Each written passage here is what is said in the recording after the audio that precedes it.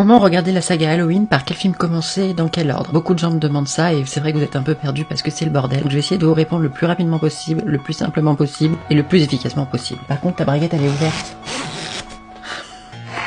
Alors en comptant les 13 films, il y a à peu près 5 timelines. On va en mettre deux de côté, donc la timeline anthologie qui est Halloween 3 et la timeline de Rob Zombie qui est un remake du 1 et du 2. Ces deux timelines on les met de côté et on va se concentrer sur les 3 timelines principales. Ouvrez grand vos oreilles, il y a 3 timelines principales, la timeline Cult, la timeline Laurie Strode et la timeline H40. Je vous présente la timeline Cult qui est tout simplement Halloween 1, Halloween 2, Halloween 4, Halloween 5 et Halloween 6. Donc ça c'est la timeline principale dans laquelle Laurie Strode a une fille.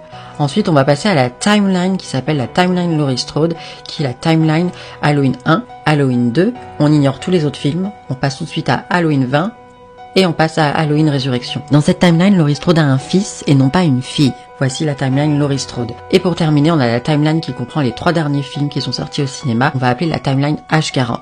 Cette timeline ignore tous les films qui sont sortis après Halloween 1 de 78. Donc on a Halloween 1 de 78, Halloween de 2018, Halloween Kills et Halloween Ends. Donc là, c'est la 3e timeline qu'on appelle la timeline H40, Eternal Michael. Ça dépend, il y a plusieurs noms pour les timelines. Moi, je vous conseille de regarder les films dans leur ordre de sortie, mais tout en comprenant qu'il y a plusieurs timelines, qui parfois, il y a des éléments qui ont été modifiés, comme Laurie qui passe d'une fille à un garçon. Donc en gros, vous pouvez regarder les films maintenant comme vous voulez. Moi, ma timeline préférée, c'est la timeline Cult et la timeline de Laurie Strode. Je vous fais plein de bisous et je vous dis à la prochaine.